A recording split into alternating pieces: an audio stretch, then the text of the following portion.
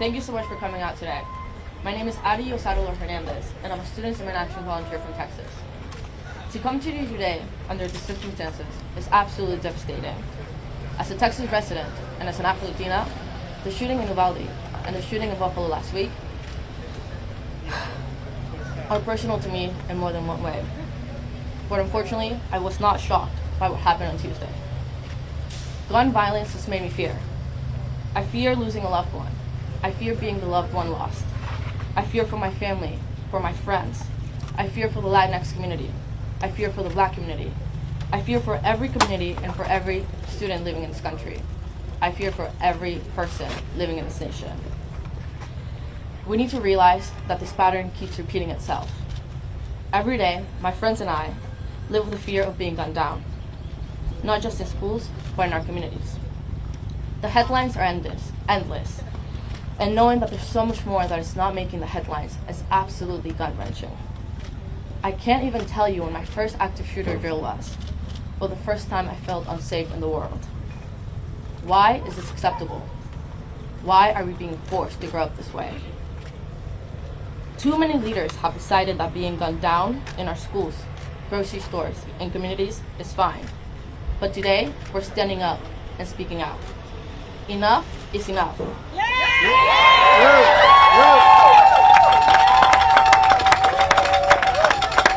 We need more than thoughts and prayers. We demand action from our lawmakers. I am an advocate for safety, common sense, and awareness. And I know that with love, unity, and perseverance, we can change our current situation. That's right. And do not lose hope. Be filled with hope because people like you and your actions make a change. The culture is shifting and the narrative is changing. So let's find empowerment through actions. Let's learn together and let's fight together because we can and we will demand action for change. Yes. And today, I'm here to be proud to be in front of the Capitol demanding action. And across the country, my fellow Students in Action volunteers are also demanding action at home. They're getting ready to walk out of their classroom in protest of gun violence against children and teens. Students from California to Texas to Vermont are walking out today. They're walking out in the middle of class, test, and lunch, and more, because we know that there's nothing more important than standing up for our lives. This walkout isn't about politics. It is not about blue versus red. We do not care about that. It's about trying to make sure that when we walk into school, we can expect to walk out that day. And right now, we cannot say that. That's disgusting. I am grateful that we're joined by gun cis champions in the Senate who actually care about me, who care about us. I'm grateful to the other speakers, survivors, and advocates that are here today, and for the million of others who are doing this work across the country. We are in this fight together, and we will win. We cannot allow for this type of violence to be normal. Students are doing their part right now, and we are demanding that lawmakers and adults do the same. With that, I will start the program and pass it to our first speaker, founder of Moms Demand Action, Shannon Watts.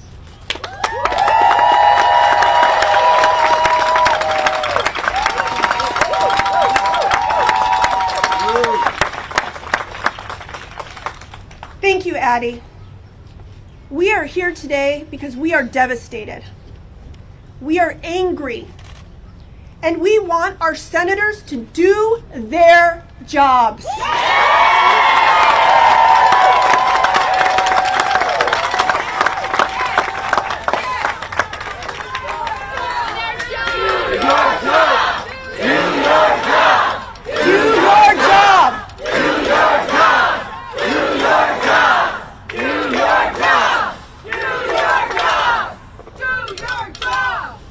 We are also here to honor victims and survivors of gun violence with action. I know we are frustrated, but now is not the time to lose energy or hope. Now is the time to use our voices and our collective power, because what other choice do we have? And that is why we're here today. Our 8 million supporters across the country are demanding to know how many more children, mothers, fathers, teachers, and neighbors have to die before the Senate acts. We are begging our elected officials to do something, anything, to address America's gun violence crisis. They have enabled this. They are enabling gun violence with their inaction. Right. We know how to stop this. We know how to keep people safe while they're grocery shopping, while they're in school, while they're worshiping. So we ask our senators, who do you work for?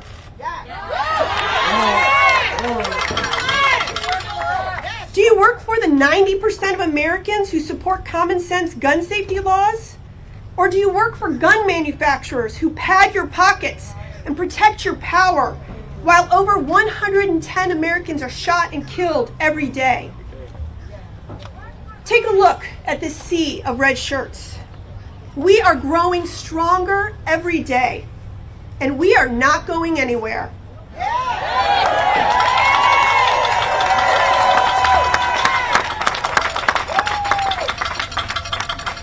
If I've learned anything from the courageous gun violence survivors who show up and do this work every single day, it's this. We will win this fight because parents fighting to keep their kids safe will always out-organize, outwork, and outvote gun lobby executives fighting for their profits. We will never give up.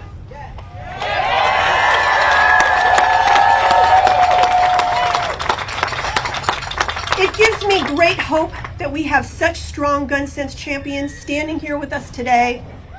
And now it is my honor to introduce our friend and partner in this fight, Senator Chris Murphy.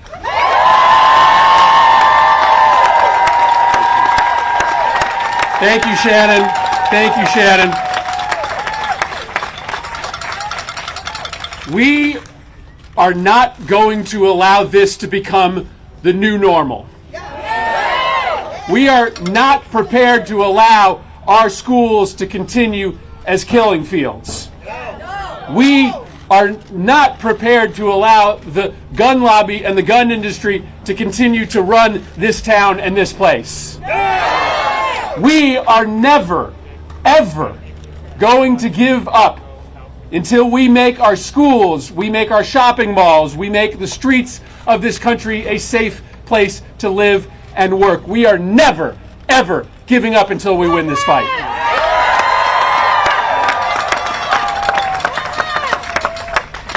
And this is a choice. This is not inevitable. This is not unchangeable. We are the only country in the world in which our kids go to school wondering whether they will survive the day. Right?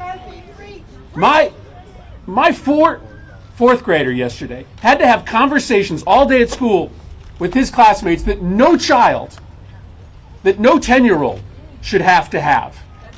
And he is forced to have those conversations with his friends about where they will hide, about where they will run, because of decisions that are made in this place.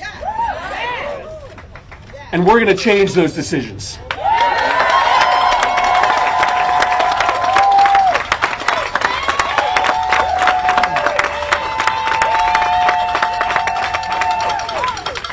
We are going to do two things.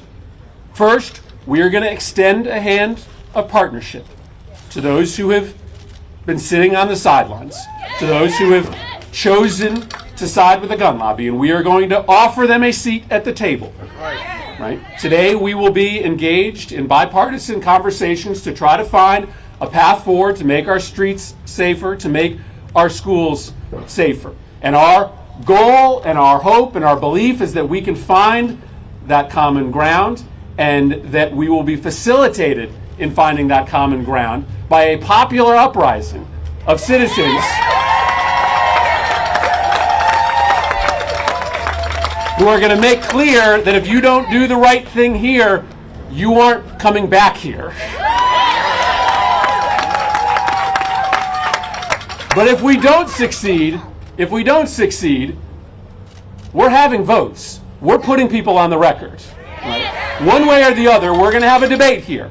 We are going to force people to tell America which side they are on, right? So we are going to work our tails off to try to get that compromise. But we are not going away. We are not being silent. And let me just say this before I turn this over to my brilliant colleagues. I know this is a moment where a lot of people feel a sense of hopelessness. I know folks feel this moment of deja vu where we've been here over and over and over again. I'm looking at so many of my friends here from Sandy Hook, and I don't know how they sort of get up every single day and go back to work in this movement. But what I also know is that the great social change movements in this country, the ones that you read about in the history books, right, they don't succeed in a year or 2 years. They often take time. Sometimes they take a decade or more. Sometimes they get met with these huge obstacles, these setbacks, but they are so confident in the righteousness of their cause. They are so confident that the status quo will finally break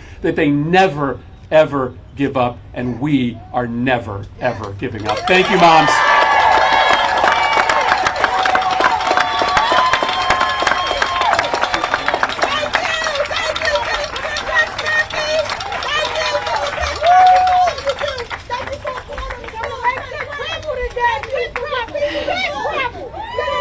Thank you, Senator Murphy.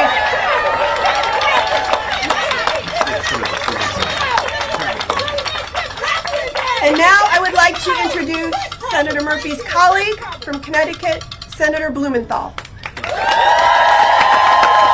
Thank you. Thank you.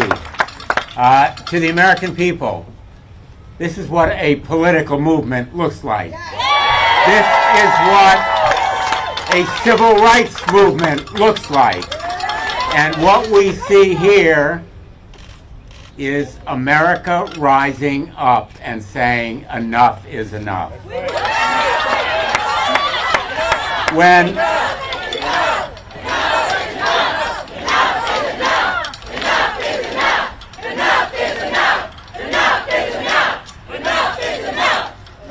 I want to thank all the leaders who are here, my colleagues, but most important, Everytown Moms Demand Action. What we're seeing is grassroots groups organizing, doing the work in the trenches to hold colleagues accountable. And make no mistake, let me be very blunt. Gun violence prevention is going to be on the ballot this November. It will be on the ballot this November, and we need to make it a decisive issue. A decisive issue. And we will vote them out if they fail to vote the right way. Now, I want to say a word to the families of Uvalde, because Senator Murphy and I were at Sandy Hook on that devastating afternoon almost 10 years ago when parents learned that their little children would not be coming home that night. And it leaves a hole in people's hearts. It rips apart a community. And every one of these shootings, every one of the massacres that goes to the headlines is devastating for those people, and they will never fully recover. But the Sandy Hook families have shown the strength and courage to come here year after year after year.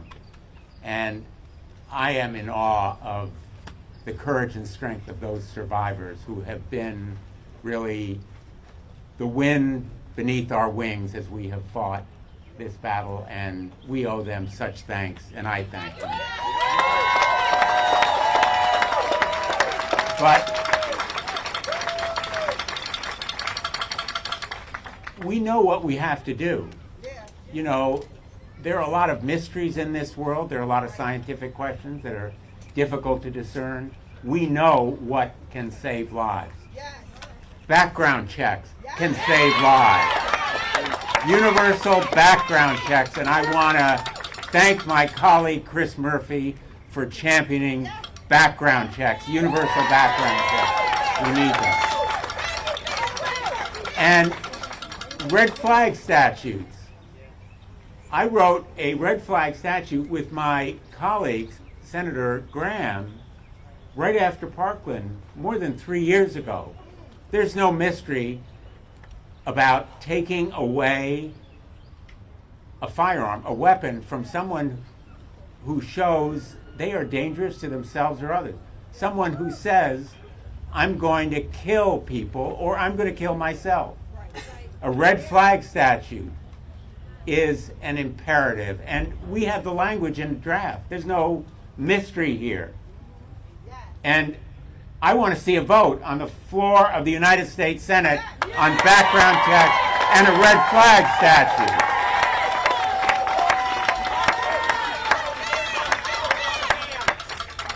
The women of this country who are survivors of domestic violence are 5 times more likely to be killed when there's a gun in the house.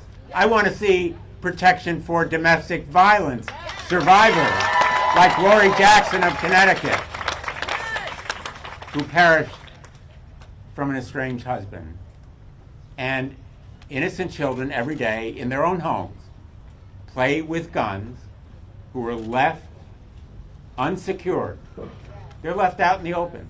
Every day, kids are shot by quote unquote accident. That's no accident. That's no accident. We need a safe storage law to protect them. Ethan's law that will protect them.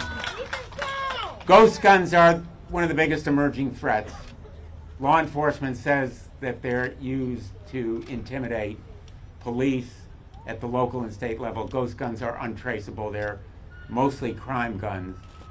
We need a law that bans ghost guns, not just a presidential executive order. So I want to see the first 2 votes on background checks and a red flag statute, and I want to see where my colleagues stand, and every one of them will be held accountable if they fail to vote the right way.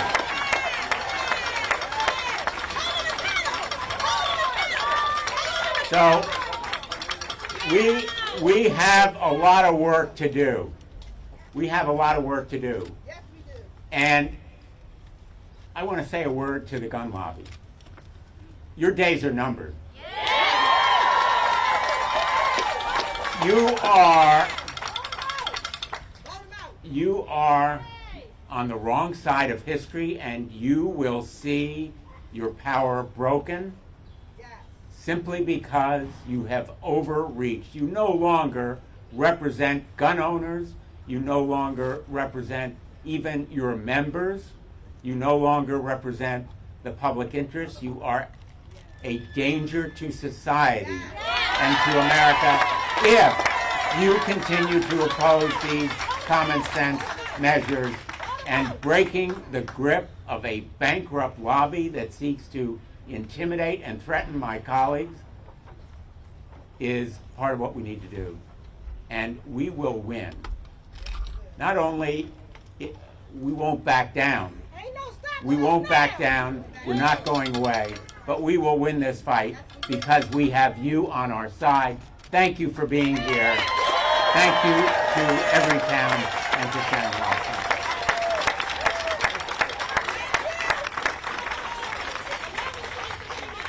Thank you, Senator Blumenthal.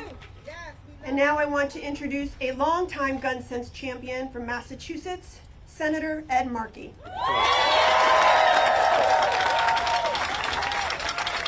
Thank you so much. Thank you to every town. Thank you to Moms Demand Action.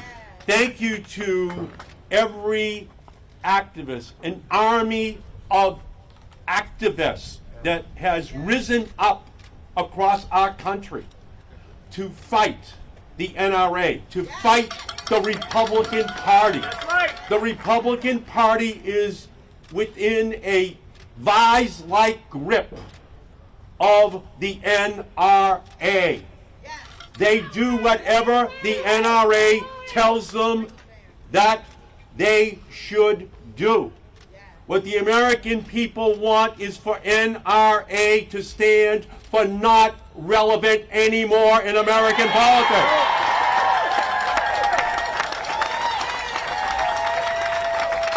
They want They want the Republicans who work in this building to finally have the courage to stand up to the NRA, to finally stand up for the families in our country.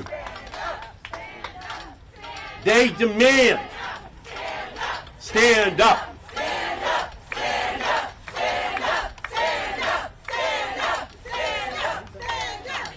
This is the historic moment. This is the turning point. This is not just any longer a moment.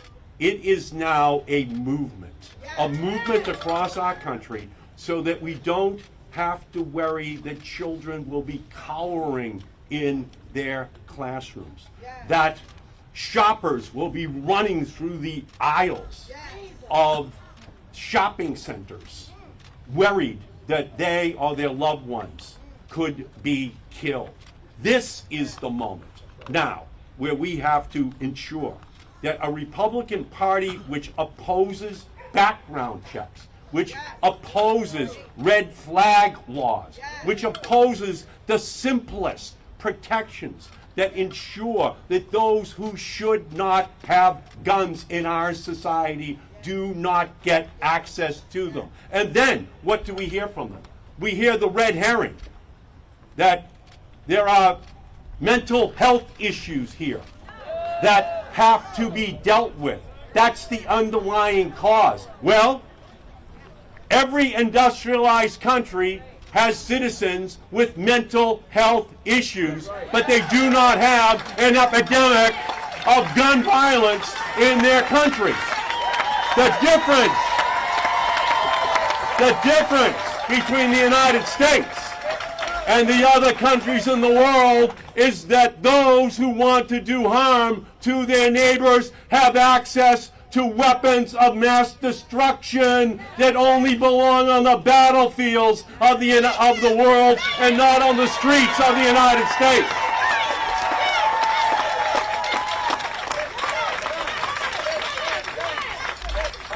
The senators who are here all have an F rating from the NRA. The legislators who have to answer to the American people all have an A as a grade from the NRA. History tells us that the Republican Party will hope that over the next 10 or 12 days, this movement will die down and the issue will just go away. Well, I say to all of my Republican colleagues, this time is different. This time, the American people understand that they have to ensure that on the ballot this November, that gun safety is on the ballot. And if you do not change your mind, the American people are going to change you as their representative in the United States Congress.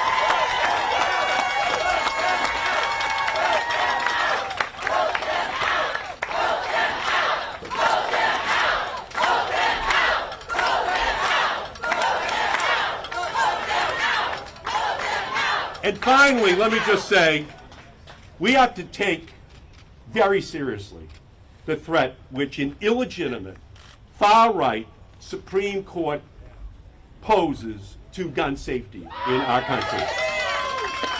We have to expand the Supreme Court to get back the 2 stolen seats that the Republicans and Donald Trump took from the American people, so that we can ensure that when we put gun safety laws on the books, they are not overridden by the Supreme Court of the United States.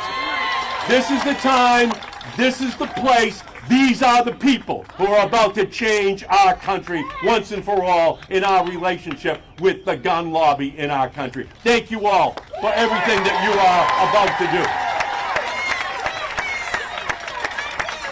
Thank you, Senator Markey. And now I'd like to introduce another gun sense champion, my senator from the state of California, Senator Alex Padilla.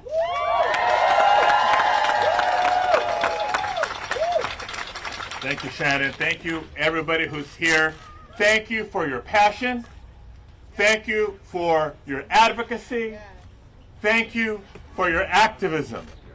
We will win.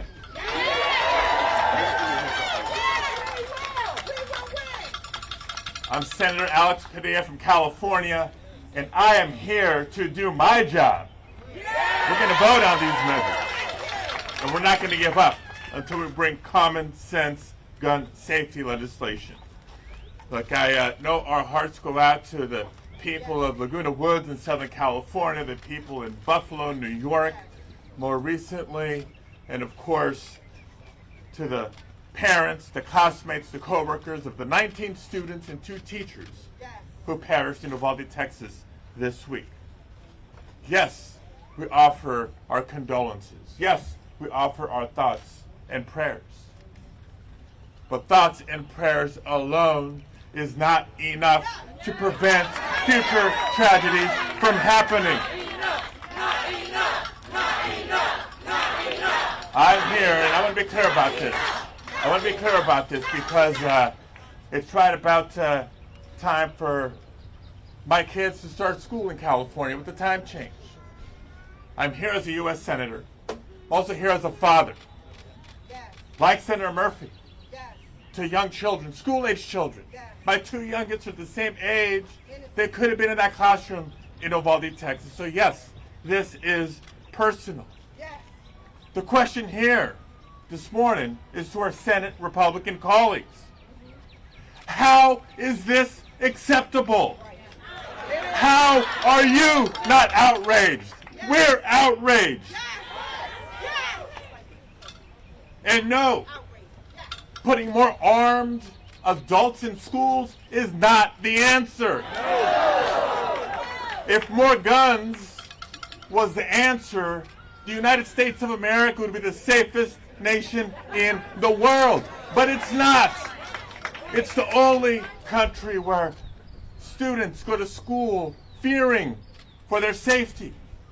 It's the only country where people wonder about their safety going to a house of worship. It's the only country in the world where people wonder whether it's safe to go to the grocery store or the shopping mall. More guns is not the answer. We know the answers. You've heard it. Assault weapons ban, advanced background checks, get rid of large capacity magazines, red flag laws, and more. We need to bring this legislation to a vote and hold every member of the Senate accountable, because I refuse to sit idly by and watch our children die to gun violence in schools and in our communities. Amen. And briefly, you're about to find out what it means to be a senator from California, because I get to deliver some remarks in Español as well. Lo que sucedió en Texas esta semana es una tragedia y fue una pérdida insuperable para nuestra comunidad latina. No solo como senador, pero hablo como padre de 3 hijos, 3 niños, 2 de la edad de los que murieron, los que perdieron su vida esta semana en Texas. No me puedo imaginar el dolor de los padres que nunca verán a sus hijos o sus hijas en sus ojos otra vez. Estoy harto de saber que niños van a la escuela en este país preocupados por su seguridad. Estoy harto de comunidades que no se sienten seguros de ir de compras, ir a las tiendas o ir a la iglesia con temor de violencia. Ya basta. Y es tiempo que el Congreso tome la acción necesaria para mejor proteger a nuestras comunidades, nuestras familias y a nuestro país. Sabemos las soluciones. Lo que hace falta es valor de parte de nuestros colegas republicanos de tomar acción, votar en favor, no de sus intereses políticos de las armas, pero en el interés de los residentes, de las familias, del pueblo americano. Nuestras familias, nuestros hijos merecen mejor y va a haber accountabilidad este año. Muchísimas gracias. Thank you very, very much.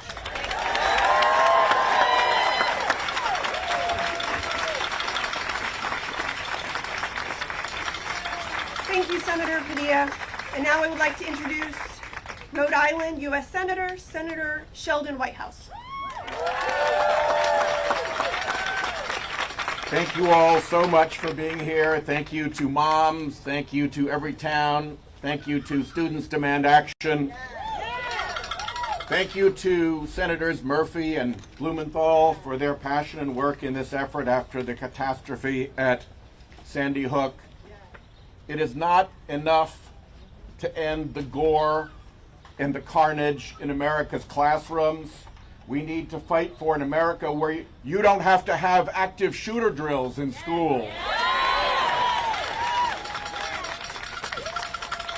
And a lot of us are here fed up, angry, frustrated. And one of the things that frustrates us is that the waves of our passion, the waves of our grief, the waves of our anger as these shootings take place, over and over again, those waves break against the rock of the National Rifle Association's political dominion over the Republican Party.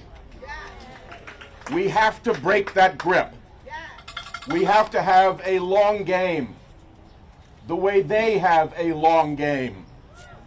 When passions are subsided, the NRA is still out there relentlessly building the political wall for our passions to break against. And we have to take them on and do that back. And I will tell you, one of the tools that they use is dark political money. And if we get rid of dark political money, we will take away some of the power of the NRA. And while we're at it, by the way, it was dark political money that packed that court right there. It is dark political money that is paying for voter suppression against minority voters all around the country. It is dark political money that is behind climate denial and obstruction of this crisis.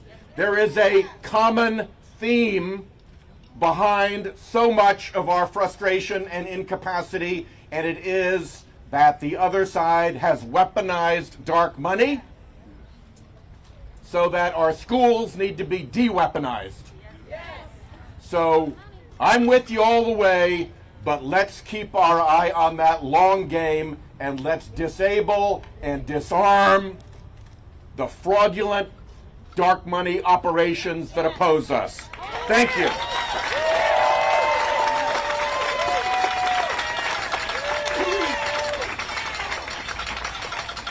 Thank you, Senator. And now I am honored to introduce the U.S. Senator from Minnesota, Senator Amy Klobuchar. Thank you. Thank you so much to Moms Demand Action. You're everywhere. To Students Demand Action. Thank you for standing with us for gun safety and to protect the people of this country. Because that's what this is about in the end. We are once again here in the wake of a tragedy. We're here because of 21 empty beds tonight in Texas. We're here because of 10 empty chairs at the dinner table in Buffalo. We're here because we have lost more than 2,900 people in this country in mass shootings just since Sandy Hook. And we say today, enough is enough. And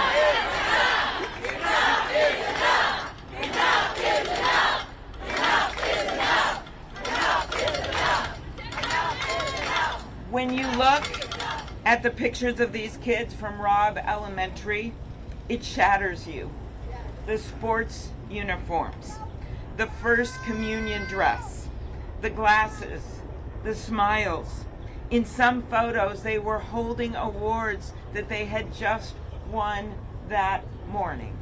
That's how immediate, that's how real this is. And the reason this is called Everytown is that it happens in every town.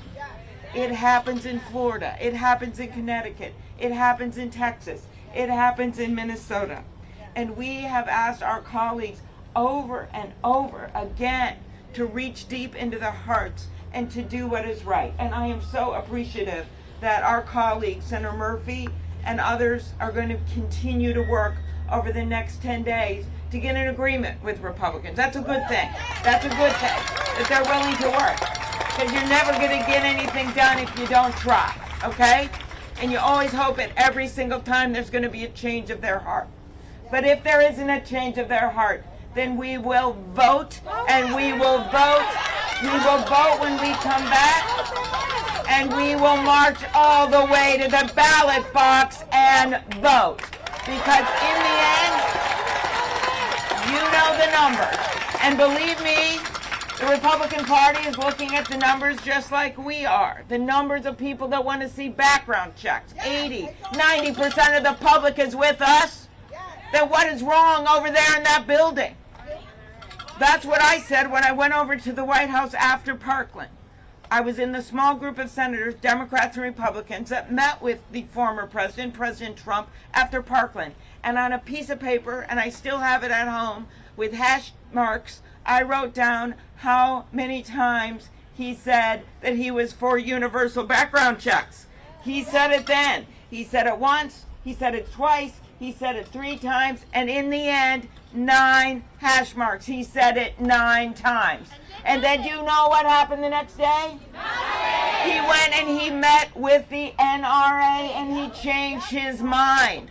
Well, this year, this election year, we are not going to tolerate people just saying they changed their mind. Not when we have those 21 empty beds in the state of Texas. I come from a proud hunting state.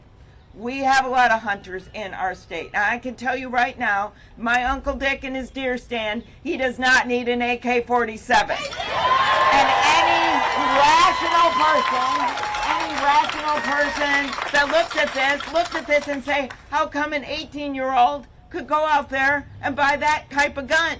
How come they could buy an assault weapon? That is why we have long stood for sensible background checks, for red flag laws, for closing the boyfriend loophole, which is my bill, that got 30 Republican votes in the House and then got cut out of the United States Senate because the Republicans in the Senate wouldn't let it be part of the domestic violence bill. Enough of this. They literally were standing up for domestic violence offenders and saying that they could have guns. It never ends. And so no, 18-year-olds should not be getting assault weapons, and we will take that to the public. This next week will be a referendum on that, on sensible gun laws, on getting this done, and we will see if they come back from hearing from the people in their districts and in their states, and they come back and join us in some common sense gun safety legislation. This is their moment. That's the pressure point. And as those funerals go on and you see more of those pictures of those kids in their communion dresses and in their baseball uniforms, every single time I want you all to think that 18-year-old didn't have to go out and get an assault weapon. This is completely preventable. So let's get to work. And when we get back, if they don't join us, we march right to the ballot box. Thank you.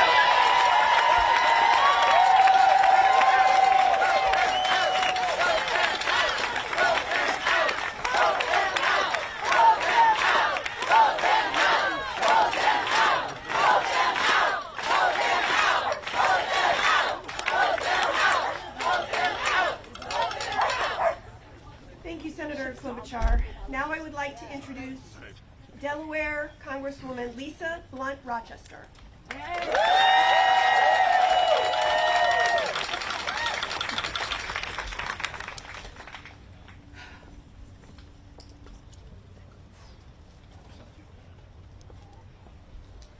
I wasn't even scheduled to be here.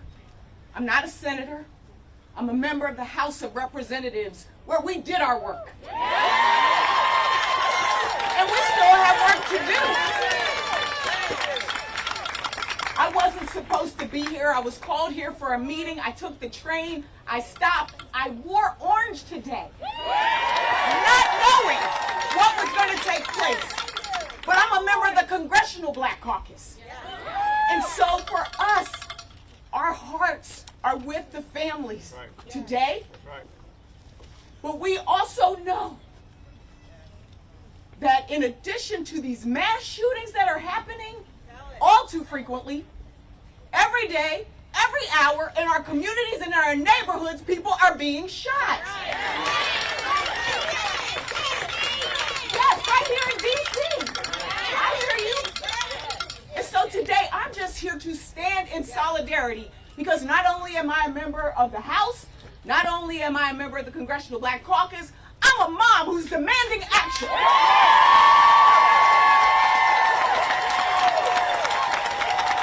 And so everything has already been said.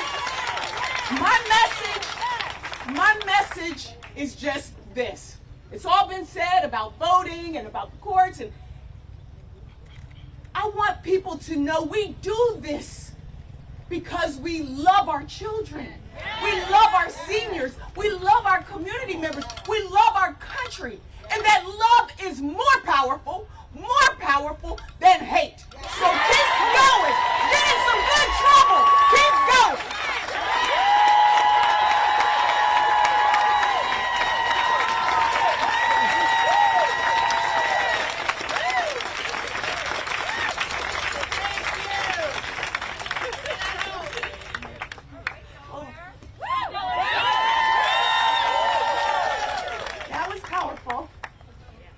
And now I'm honored to introduce U.S. Senator from New York, Senator Kirsten Gillibrand. Thank you all for rallying in front of the Capitol. It really matters. This has been a moment of fear and anger and tears and fury. It is crippling to be this angry and this infuriated by the lack of action by people who hold all the power. It is a disgrace in this country that Congress cannot overcome the greed and corruption of the gun lobby. It is an outrage that they cannot stand up to the NRA and those who want to give weapons to anyone at any time for any reason. It is an outrage that in the last 2 weeks, 2 18-year-old men can walk into a store and buy military-style weapons when they cannot walk into a store and buy cigarettes. It is an outrage that an 18-year-old man can buy a military-style weapon that our military trains our service members for years on how properly to use them. To drive a car, you have to train, you have to get a license. We have so many requirements on 18-year-olds, but not on the ability to buy a military-style weapon that is designed solely to kill large numbers of people quickly in a moment of war. They should not be allowed to buy these weapons, period. Because the truth is, an 18-year-old cannot go buy a tank. An 18-year-old cannot go buy a shoulder-powered missile. An 18-year-old cannot even rent a car, but he is yet allowed to buy a military-style weapon that is designed to kill large numbers of people very quickly. No one should be allowed to buy military-style weapons in the civilian world, period.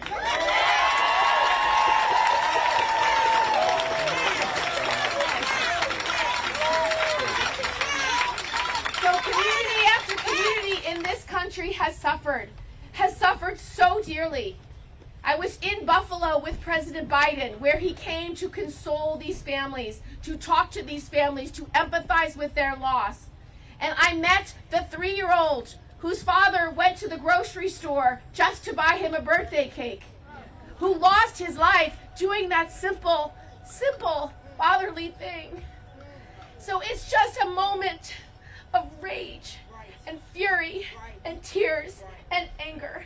But you must motivate yourselves and take all that fury and channel it to the next election. Everything changes when we change who is in power. Everything changes when we have people who will stand with us. Everything changes when we have the rule of law supporting us. So fight in this election like your life depends upon it, because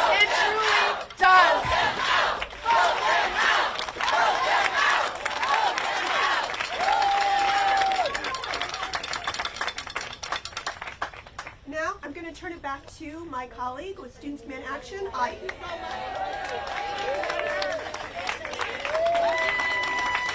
Hi everyone, I just want to thank everyone again for being here today and for speaking out. And now, I'm proud to introduce our amazing Community Justice Action Fund partner, Greg Jackson.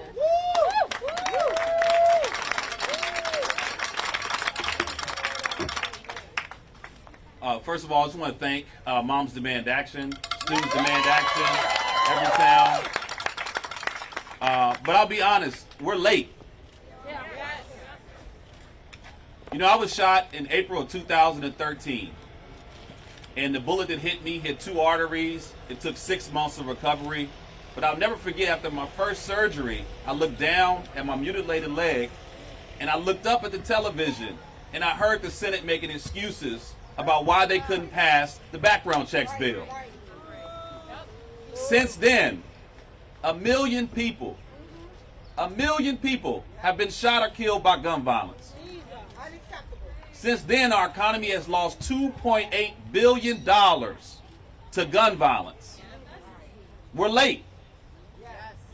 And those 1 million people are not numbers. One was my neighbor, Devon McNeil, that got shot playing at the age of 10. Micaiah Wilson, who was shot getting ice cream. Karan Brown, who was shot selling water bottles by a grown man, who held his own peace rally to stop the gun violence 2 weeks before he was shot and killed. Kat Massey, who wrote an article in Buffalo about ending gun violence just to be shot and killed by a white supremacist. Roberta Drury, who's leaving behind her young daughter. I was at the vigil in Buffalo. Her daughter was holding flowers, too young to even know what was happening, trying to cheer up her family members, smiling, joking, didn't even realize her mother was stolen from her. Where's the action for that mother? Where's the action?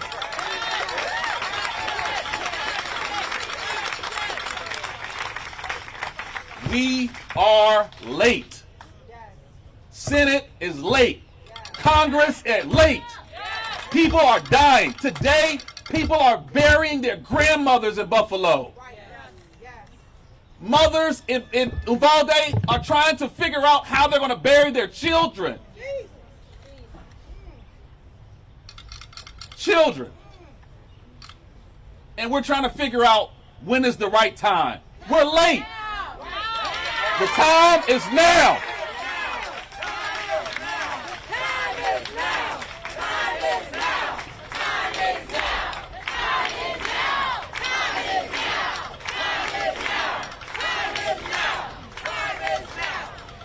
We had a conversation with Senator Schumer this morning. And I'm sure all of y'all have heard about the timing. We got to get the timing right, the timing right. The American people do not believe that Senator is going to do anything about this. They don't believe that Congress is going to do anything about this. The people in Buffalo that are looking for food to eat, they don't believe the government is coming to save them. So we have to fight. He's given them 10 days. 10 days to stand up for the people of Buffalo. 10 days to stand up for the families in Uvalde. 10 days to deal with the 212 mass shootings that happened this year. 10 days to deal with the 100,000 people that are shot or killed every year. 10 days to deal with the 35% increase in homicides since 2019. 10 days to deal with the #1 cause of death for youth. 10 days to deal with the #1 cause of death for black men. 10 fucking days.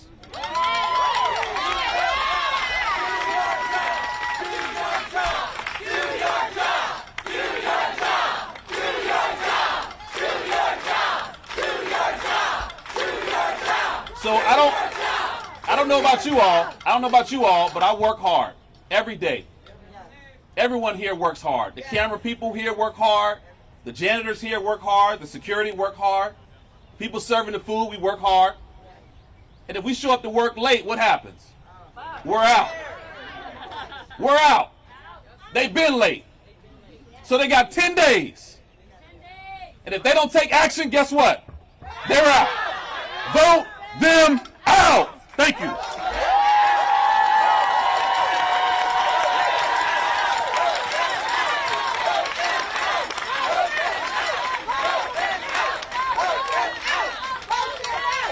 Thank you for that. That was extremely powerful. And now I'm going to introduce a Stillman Douglas survivor. Sorry, Paul.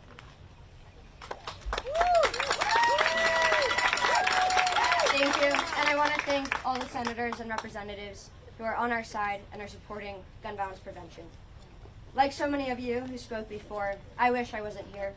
I wish I didn't have to talk about the worst day of my life. I wish I didn't know the emotions and feelings that those kids in Texas are going through right now.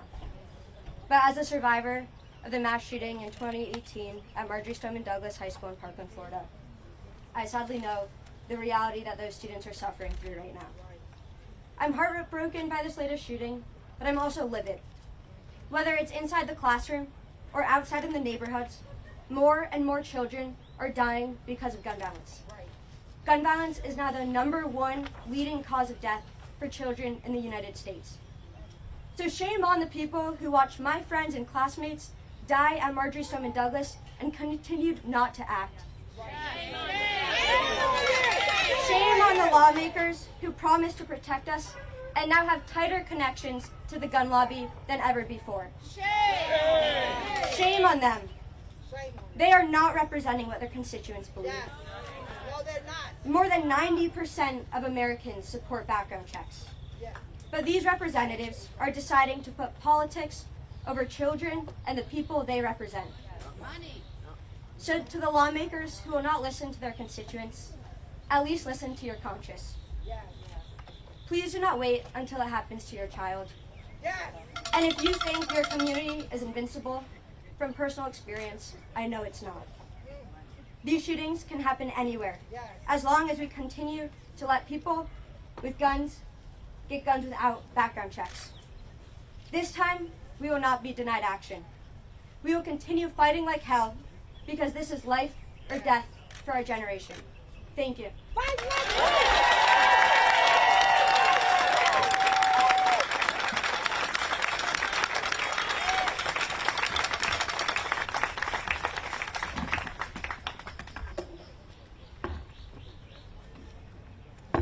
Thank you, sorry for that. And now we're going to hear from a Sandy Hook Elementary School survivor, Erica Lafferty.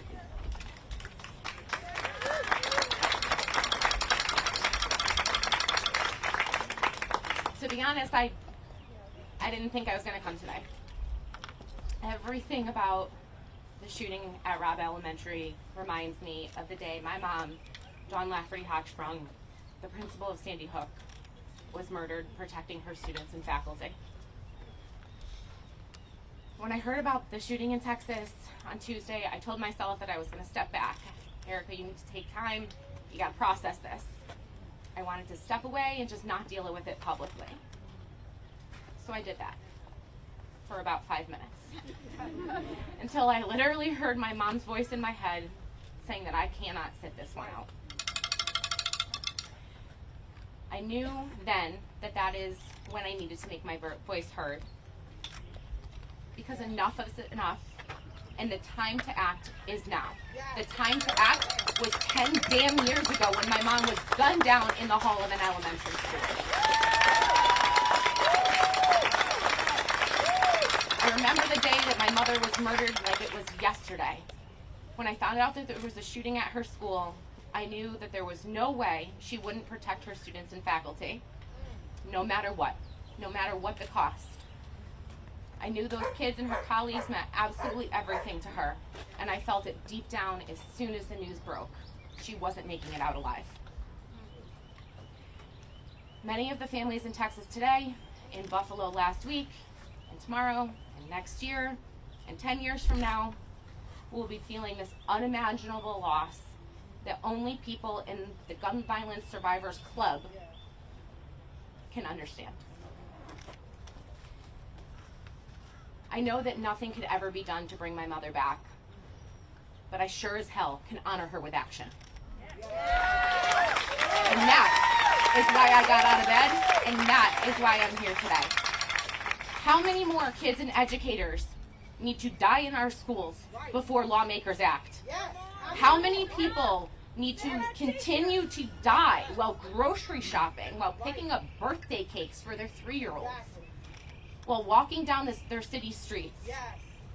We deserve to learn and to live without fear of being shot to death. But thanks to our weak gun laws and the gun lobby's relentless guns everywhere agenda, nowhere is safe and no one is immune. We must take action now. I hate that I have to be here today because it means that others have been stolen from their families, their lives have been taken by this incredibly preventable public health crisis. But I am grateful to be here with so many allies and so many leaders, and my fellow survivors, my heart goes out to you. But I refuse to let my mother's death be just another statistic, and I absolutely refuse to let the last 10 years of work by all these people behind me to be in vain. Thank you.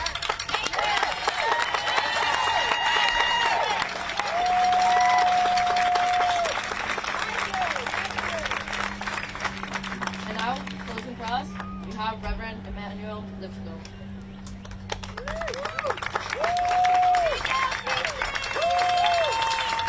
You know, too often we sit around and we act like this isn't a problem. Gun violence has existed in America before there was a United States. My grandfather, who signed the treaties that allowed for the colonists to come here, was forced into those treaties because of gun violence. And when he signed the third treaty, he was shot in the back and killed. You know, I'm just saying, you know, just excuse me, I'm a little emotional. I'm a little emotional because recently we've been finding mass graves in this area, in Rock Creek Park, in Maryland, and they don't even pay attention to it. Those are my ancestors that are in those graves. Those are our ancestors that are in that grave. They're not just Afro-Indigenous people. They are British, they are Quakers, they are French, they are people from all across this world. Make America great? Is America great for when? I didn't say, when was America great? Exactly. America was great before they had all the gun violence that came to America, that pushed the people into slavery, pushed the people into oppression. No, a bullet doesn't know what race you are. A bullet doesn't know what party you are. A bullet just knows death and injury. You know, there's an old saying, when you have an event, you want it and you want it to end on time, don't ask a minister to speak. And I'm going to do my best. You know, there are a whole bunch of things I was going to talk about, me being 5 and 6 and my mama telling me to be on the floor because somebody stole his daddy's gun, or being in middle school and coming to my first party and seeing the principal being on the ground because he was shot in the face and was dying. You know, and honestly, there's just too many occurrences of gun violence in our communities.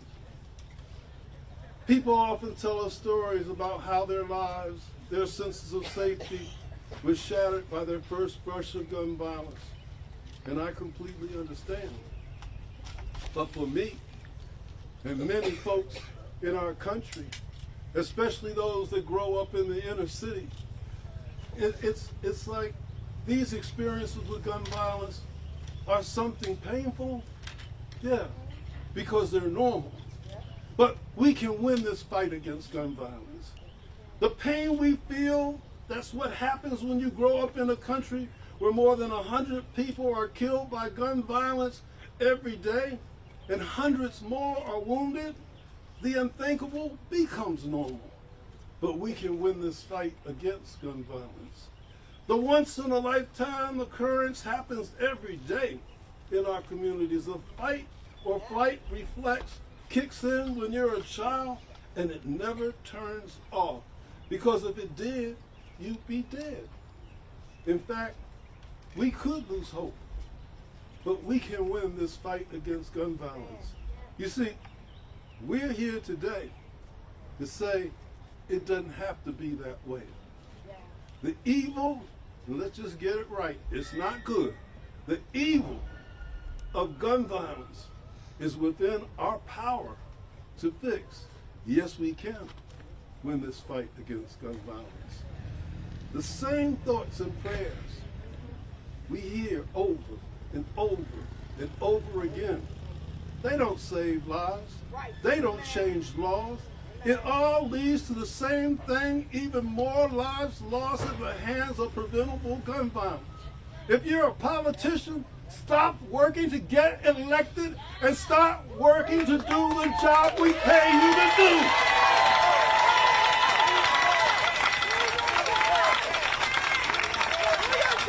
We're just constantly living in a cycle of abuse. And I'm talking about everybody. You know, I've sat and talked to survivors. Have you ever looked in the face of a mother whose child was shot while they were carrying them down the steps to give them formula because a random bullet came in the house? And that through everything that's happening, your story isn't on the news. Nobody's writing about you in the newspaper, or a father that's raising a family all by themselves that tells their daughters that what you need to do is when somebody threatens you, stand up in their face and give them a fist. But he wasn't thinking about a gun. And that child never comes back home from school. But today, I know it seems hopeless. It's been hopeless since the 15 and 1600s. But you people, look at you, all around here. You're just like me. You're just like Shannon. You're just like all the people that are standing here before you, and you deserve a better life. You pay for a better life. And your people need to get off their rusty dusty and start making sure it happens. And you know, we have a chance to build a country where for people like us all, we can win the fight against gun violence. I want to extend my heartfelt thanks to today's speakers, our survivors, our organizers, our movement leaders, our champions in Congress, to express to each other and every one of you, my gratitude. You know, I was talking to a man earlier today, and we were talking about the days with the sniper. When you came into Washington, you go to the gas station, you want to get some gas. You know, it's not like I'm trying to do something and win $1 million. I just want to put some gas in my car. And you can't even pump the gas in your car because a sniper is hiding in somebody in his trunk with a gun through the light in the back of the car. And you don't know if you're ever going to even get it to be able to finish filling the car. But what I'm saying is, it can seem bad. I used to sing the song, I don't feel no waist tired. And we don't feel no waist tired. And they're being the way that they are because we know we have them on their heels. We have them at the point in which the embarrassments that they've hidden from, as it says, when the truth comes and the lights are cut on, the roaches start to run. So what I'm saying is, the roaches need to run on out of this house, go back to wherever they came from, and let us get some good people. We might have difference of opinions, but we all come together when it comes to saving lives and having safe communities. So I just want you all to just say this with me. We can win this fight against gun violence. Say it again. We can win this fight against gun violence. Say it louder. We can win this fight against gun violence. Thank all of you for being here.